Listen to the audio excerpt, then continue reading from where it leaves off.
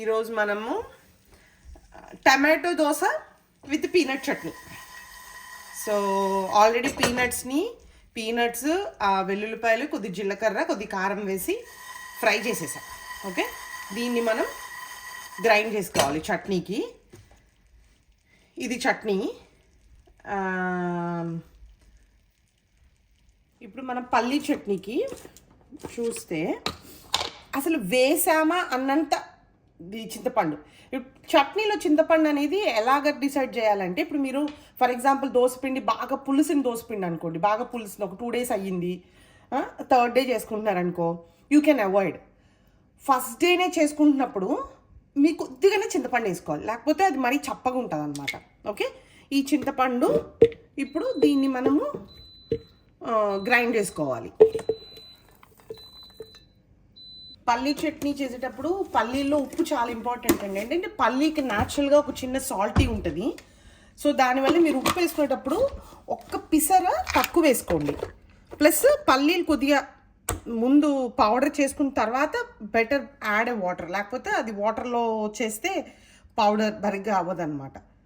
So మీకు ఈ పల్లీలు వెనక అట్లా ఇంకో స్టోరీ చెప్పాలి. బేసికల్గా ఈ హైదరాబాద్ పీపుల్కి మీరు ఏదన్నా చెయ్యండి, దాంట్లో ఒక స్పూన్ పల్లీలు వేయండి, వాళ్ళు అసలు ఇంకా ఫిదా అయిపోతారు అనమాట. Yeah, I don't know from where these people got the palli crazy. వాళ్ళకి పల్లీలు ఉంటే చాలు. Okay, so I'm actually a big no palli chutney favour.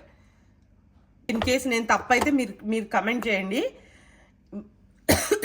అందుకే మీరు చూస్తే ఈ హైదరాబాద్ వాళ్ళకి ఏ పచ్చడన్నా పెట్టండి, మీరు కొద్ది ఒక పిసరంతా పల్లీలు వేసేస్తారు. అసలు నాకు ఆ పల్లీ ట్రామా ఏంటో అర్థం కాదు అసలు వాళ్ళకి. అసలు ప్యూర్ పల్లీలతో చట్నీ చేసుకుంటున్న విషయం హైదరాబాద్ వచ్చే వరకు నాకు తెలియదు. మేము మా వైపు ఎట్లా అంటే పుట్నాలు పల్లీలు ఈక్వల్ క్వాంటిటీ. పుట్నాలు ఇంకొక పిసర ఎక్కువనే ఉంటుంది, కానీ పల్లీలు ఒక పిసర తక్కువ ఉంటుంది. ఓకే నారాయణ, పుట్నాలు పల్లీలు కోకోనట్, పల్లీలు అట్లా ఉంటాయి చట్నీ అంటే. వీళ్ళెంతో ఉత్తి పల్లీలతోనే చట్నీ తింటారు, క్రేజీ. ఇప్పుడు మనం చట్నీ పోపు వేసుకోవాలి. కొద్దిగా ఆవాలు, ఒక హ్యాండ్ఫుల్ అంతా మినప్పప్పు,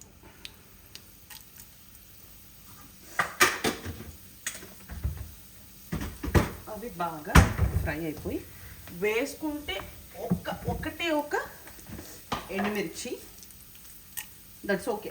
బేసికల్గా నేను ఇందాక ఎర్రకారం వేసాను కదా, ఎర్రకారం కాకుండా మీరు ఒక హ్యాండ్ఫుల్ పచ్చిమిరపకాయలు ఎండుమిరపకాయలు కూడా వేసుకోవచ్చు, అదైతే ఈజీ అయిపోతుందని ఎండకారం వేసాను. కానీ but if you want you can add some, బేసికల్గా ఎండుమిరపకాయలు బెటర్ అండి పచ్చిమిరపకాయల కన్నా. కొద్దిగా హింగ్,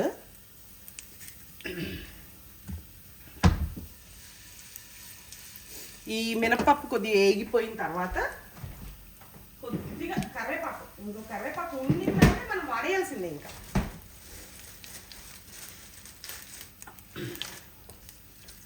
ఇది యాక్చువల్గా మిక్సీ కొట్టాలన్నమాట పోపుని. అది మినప్పప్పు కూడా ఒక్కసారి గ్రైండ్ అయిపోవాలన్నమాట.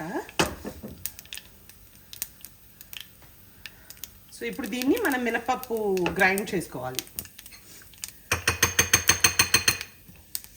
ఎందుకంటే ఉత్తి పల్లీలు కూడా చెప్పాయి కదా, చిన్న వెగట వస్తుంది. సో దానికి కొద్దిగా శనగపప్పు కానీ కొద్దిగా మినప్పప్పు ఇది వేసేయడం వల్ల అది మనకి సప్రెస్ అవుతుంది అనమాట. ఇప్పుడు పోపుని ఇట్లా వేసేసుకొని, ఇప్పుడు దంచి గ్రైండ్ చేసేసాను. పోపుని ఇందులో వేసేసి చట్నీలో మీకు సరిగ్గా కనబడుతుందో లేదో, ఇవి ఉన్నాయి.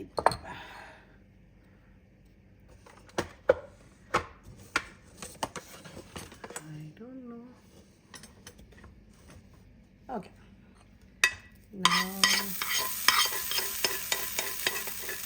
అంతే, యమ్మీ పల్లీ చట్నీ రెడీ.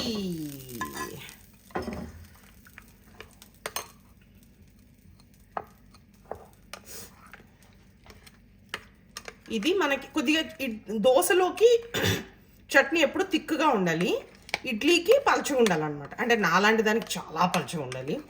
ఎందుకంటే మాకు ఇడ్లీ ఎలా ఉండాలంటే ఇట్లా ఇట్లా ఇడ్లీ చట్నీలో స్నానం చేయాలి. దోశకు వచ్చేటప్పటికి కొద్దిగా ఇట్లా అద్దుకొని ఇట్లా ఇట్లా తినాలి తప్ప. That's way I like idli idli idli idli idli. So ఇప్పుడు మనము ఒక 20 minutes తర్వాత సారీ ఇట్లా ఉంటుంది కన్సిస్టెన్సీ, ఇట్లా వస్తుంది చట్నీ కన్సిస్టెన్సీ. ఓకే, దీన్ని